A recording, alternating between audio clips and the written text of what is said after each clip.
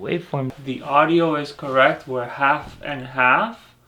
Yes. Is it in focus? Yes. I see two squares around our faces. So 3, 2, 1.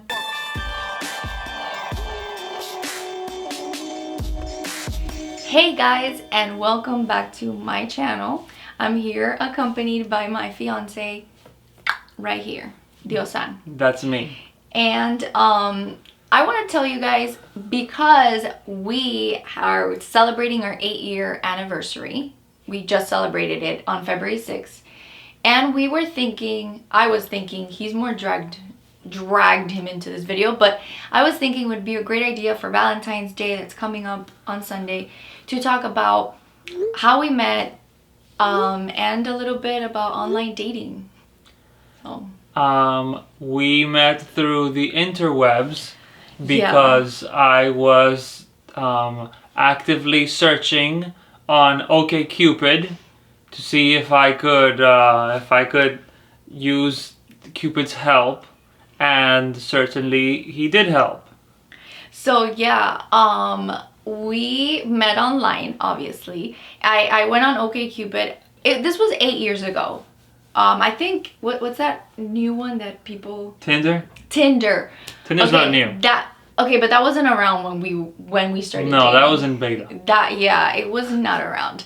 So online dating was still kind of taboo, and I think that people are still taboo about it, but back then, 8 years ago, it was a lot more taboo. What do you think? I'm the one who told all my friends to try it. I told all my friends to do it, that they should lose the little fear. Well, a lot of fear really that one has. And my first date online was not a good date by any stretch of the imagination. I was not the first date, by the way. No, you were not the first.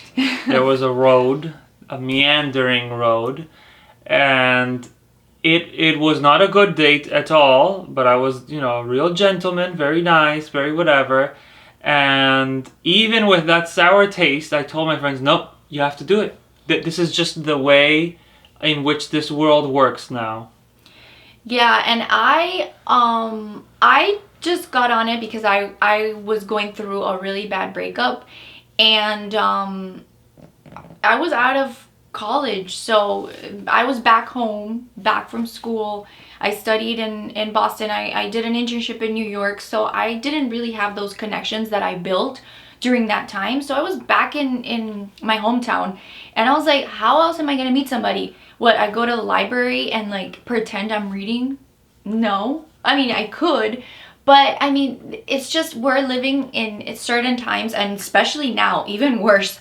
I would love to hear from you guys in the comments how you guys are dating, please, during a pandemic. Anyway, so back then it was like either at a club, at a bar, at a library, at Whole Foods, at Publix, Sedanos, Winn-Dixie, Fresco y Más. No, the entire premise, and my parents had always told me, because for them it was so easy to form, interpersonal relationships because they were at the bus, or they were, any conversation could spark at any moment. But by the time my generation came around, you stick a wall, that's a digital wall, which is that cell phone.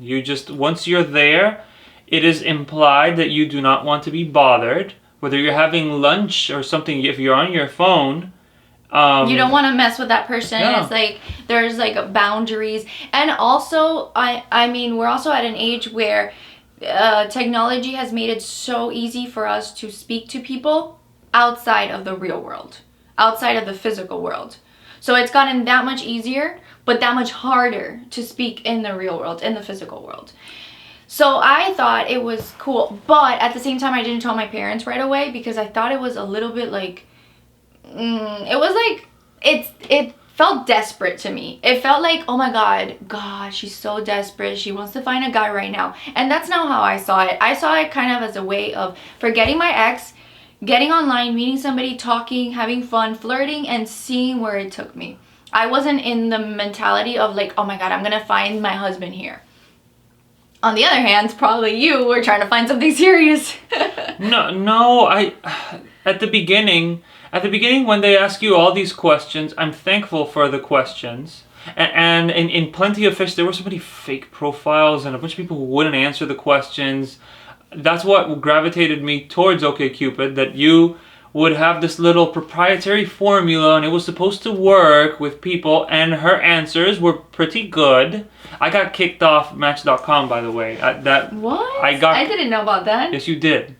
Yes, you No. did. You have to... No, it wasn't Match.com. It was eHarmony. Sorry. There's a 7-question questionnaire, whatever, and I took that test twice and failed it because I wasn't right for the Christian model that they wanted to represent. Oh. And I was sad, but then I was happy. I'm like, you know what? Screw it. I'm just going to go do this thing. And you have to pay an eHarmony. Yeah, you have to pay. And Match.com too. Yeah, no, I messed up with the Match. It was eHarmony.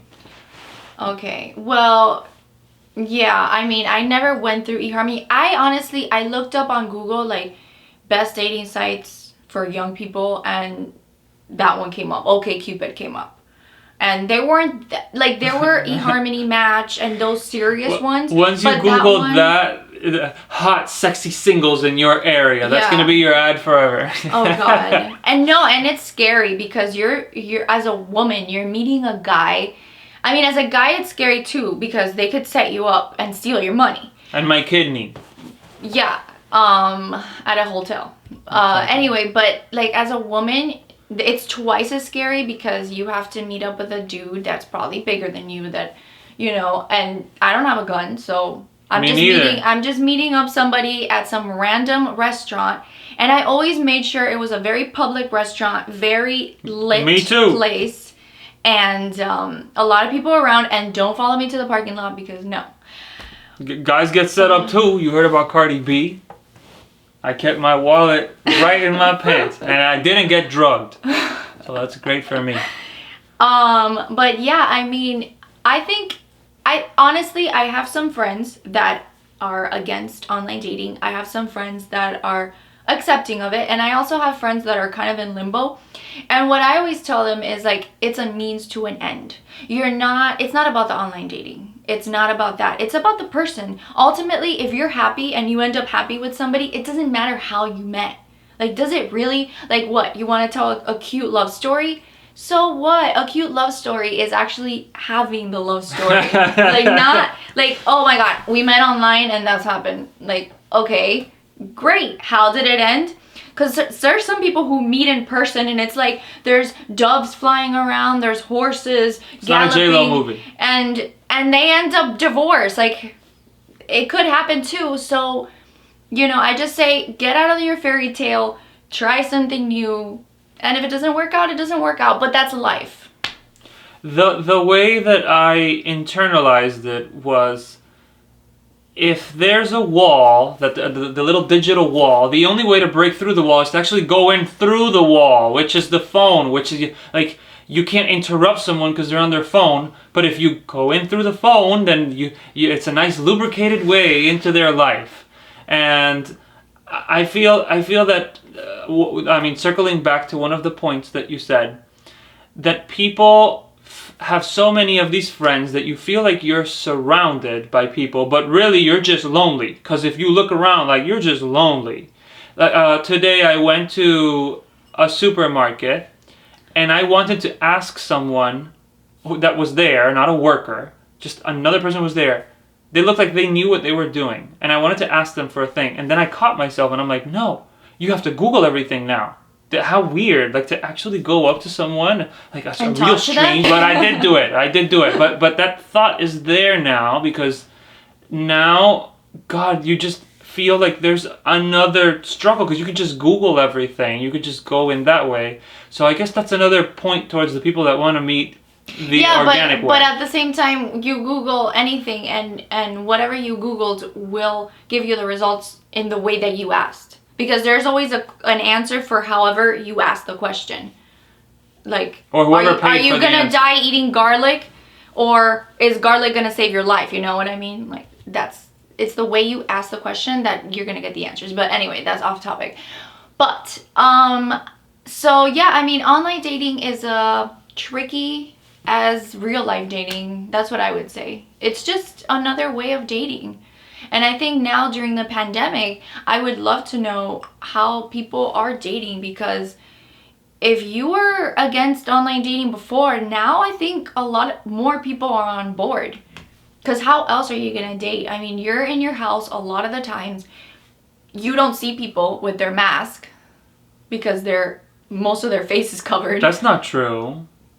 That's not true. Online, you see a picture of someone. If you go to a restaurant, you see them without their mask. Okay, who do you go to the restaurant with? Usually a date. Yeah, where you're going to be looking around like, I like you, but you know what? Let me keep my options open. Like, no, I'm talking about it's become a little harder, okay? I understand your point, but I think it's become a little harder. So, at the end of the day, get out there, don't be scared. Don't, like, let your guard down a little bit. But I know that there are going to be some people that are going to be lonely on Valentine's Day. But don't think that happens every year. It happens every year. And there's so much pressure because society tells you, oh my God, this is like, you cannot be single on Valentine's Day. That's the one day you lose it. You can't pull it together for one picture for the social media. Yeah. But I think that it's just another holiday for them to sell chocolates, to advertise love. Maybe instead of moping, just get on an online dating and talk to a million other single people who are just like you, who are out there. Yes, anyways, yes, I am definitely for it. I told my friends to do it. I think that... Most of them are married now. Yeah, I think that it's another way to open up your options. And yeah, like now with coronavirus, all those nodes that happen, like work, or the bus stop, the live, like all those things are just gone. So it's even more screwed on top of the financial crisis. Like people right now, Gen Z, I feel really bad in terms of their dating life. There's a lot more struggles. Life. Yeah, I mean the whole, not just dating, social life in general. I mean our social life was jeopardized last year, and I think we, every time we see our friends or we talk to them, we probably we're not taking it for granted as much. I think it's more special, but at the same time I also feel like we are a little bit disconnected from each other.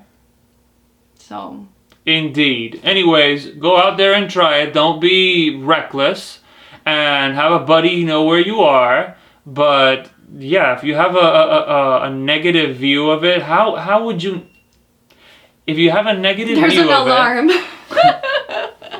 If you have a negative view of it, there's no way you could give a valid opinion without trying it 2 or 3 times. And thank you guys for watching, and let me know how your dating life is going and how it's going in the pandemic and what's up. Okay, so leave it in the comments, like, subscribe. I know you hate that when YouTubers do that. I hate it. Like, subscribe, whatever. But yeah, bye. Stay safe. And wear protection. You turn it off. I was talking about protection as a mask. You sure did.